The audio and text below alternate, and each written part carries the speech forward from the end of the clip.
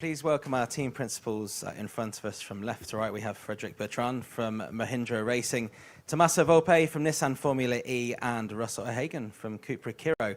Tommaso, we will start with you. You've not got a customer team this year. It's just you going it alone. How will that change in the way you collect data and things behind the scenes? I was hoping that this press conference I had the team principal of Jaguar here, close to me, to have this exact conversation. No, of course, this we cannot deny is an handicap for the manufacturer championship. Is quite obvious, and also we think that this is bad news for the championship in general, having lost McLaren as a team. They deserve to be in the championship as an organization. They won 2 championships before, so they were all very talented engineers. But hey ho, there are other 2 championships to win, so we haven't changed our objective for the other 2 rankings. Just on that, before Eddie translates, do you expect that there will be another customer team in future? We will have in Gen 4 for sure, also because looking at the manufacturers currently committed, very likely you will have at least 1 customer team per manufacturer. Thank you. I don't think we need to talk again about the season that Oliver Rowland had last year. Norman had a more troubling, difficult season, but you've decided to stick with the same driver lineup going into this final year of Gen 3. What was your thinking behind that? Was it maybe consistency?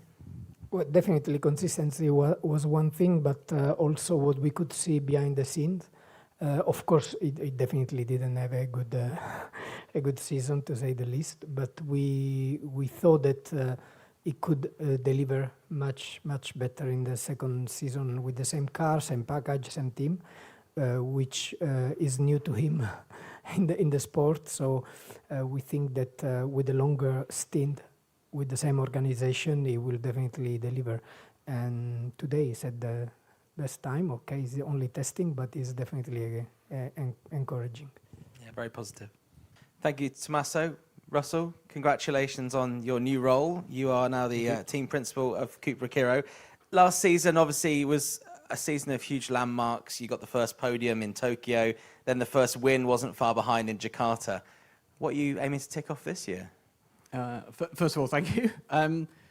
More of the same, I suppose, is the honest answer. I think the biggest difference from last year to this year is our approach about how we build a complete championship season. I think last year we proved what the team is capable of on a good day, and really the target that I'm setting with the team now is proving what we can do on a bad day. Keep making sure that our average performance is higher, that we're consistent in the way we approach the championship. Yeah, and really taking ourselves from that kind of one-off race contender into how we build a whole season. So a lot to do, and building on the small areas for improvement, reducing mistakes, expecting a lot from the team and the drivers. You've retained the services of the Enigma, Dan Ticktum, but yes, alongside him you have a new face, Pepe Mate, obviously coming in incredibly late, the last driver to be announced with a lot to learn. I'm just interested to get an insight into what kind of guy he's been so far while he's been working with the team, and what expectations you've set for him this season. I think all of you that have met him so far, he's smart, articulate, funny, relaxed.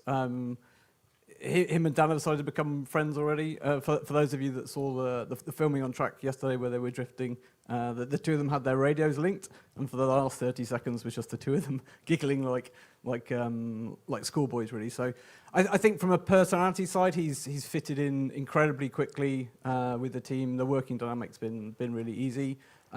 We started to see yesterday morning his performance has kind of started exceeding a little bit what we were expecting for the first week. I think from memory, the early part of yesterday morning, he was in the top 3 in sort of 300 push laps. From what I've seen this morning, again, the performance was very good. So I think, realistically, I think we're going to see good one-lap performance almost from the start of the season if he kind of carries on the trajectory that he's on now. I think the biggest thing is that we all understand being a rookie in Formula E is more difficult than any other series. So you know, our message to Pepe is we'll be patient with you. That's the one thing. I think getting the drivers to be patient with themselves is probably the harder task. Obviously, they're out there and wanting to do their best. I think softly internally, we kind of expect, particularly in the way that he can read and deploy races, will probably change in Jeddah, really. Having the first double header where the driver gets to sleep on it overnight, sort of rinse and repeat. I think that's probably the first mark where we'll kind of look for the race performances to take a step forward. But I think ultimate pace, from what we've seen already, is going to be there and thereabouts from the start, which is really good. And importantly, he's getting involved in the TikToks straight away. Straight on the TikToks, yeah. Thank you very much, Russell. Fred, it's your turn. I'll move on to you. A very good season for you and the team at Mahindra last year. Nick told us yesterday in the press conference that that's now a benchmark for what you will achieve this season. I'm just interested to know what you're intending on achieving this season. I think he said everything, so I have nothing to add. No. Okay, that's the no. No, the season is for sure very exciting, because when you look at the journey we started, season 9, 10, quite challenging, to say the least. And then 11 was the first moment we discovered the car, and we didn't know where we could be with that car. So definitely a good, not surprise, but at least a good result. And building up all along the season 11, we saw that we were slowly able to deliver good racing for the two drivers, get on podiums. We still didn't get what Russell manages to get on the top of the podium, but definitely second, P2, P2 we managed. So that's part of the goals for, I would say, season 12 is how can we make sure that we keep improving, capitalizing on what we did, make sure that we have a good understanding of what we learned, and we develop a good strategy around that. We know that in Formula E, performance is one thing, but the quality of the execution is very important. And finally, you need a bit of luck on track, because racing is sometimes a bit chaotic. So when you get all at the same time, then you finish where you want, but sometimes it's not exactly the case. So we need to make sure that we put everything on our side. Hearing the national anthem of India is definitely a target, and finishing again in the top 5 would be good. That was the target last year. We did a little bit better, so let's try to keep on the same trend, target top 5 and do a little bit better. Perfect. We've seen your drivers this week setting good times and being in and around the top of the leaderboards. But how much can we read into these times with testing? Do you feel that all the teams are giving it anywhere close to 100% at the moment? Are there games going on? I think they all sandbag. I think in general, what is important here is to make sure that we are as ready as we can, and that we control that what we have developed in the intermediate part of the championship was productive and good. So on our side, we feel happy with what has been done, and we feel happy that it comes to reality. Now, what the others are doing, I have no idea, to be honest. I just concentrate on what we are doing and make sure that we are doing things properly. What is never bad is to give maximum confidence to the drivers. We managed to keep the same lineup, managed to keep the same team around the drivers. That created a good environment for their confidence level. So let's make sure that now we give them the best car so that they can deliver the best driving, and hopefully we will see where we go.